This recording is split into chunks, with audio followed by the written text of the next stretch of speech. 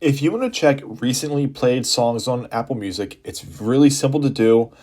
So let's just get right into it. So you want to go find your Apple Music app and go ahead to your library or your home and play a song. So I do have a song here as you see at the very bottom. So go ahead and click on the song. And from here, it's just a usual interface, but you want to go ahead and hit those three bars at the bottom right hand corner. And that's going to give you a list of songs that are in a playlist that are going to be playing next as the songs go on.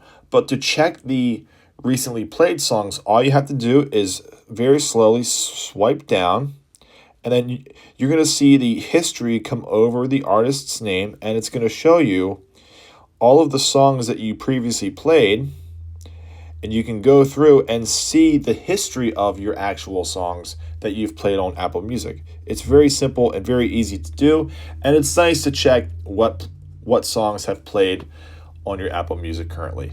And that's it.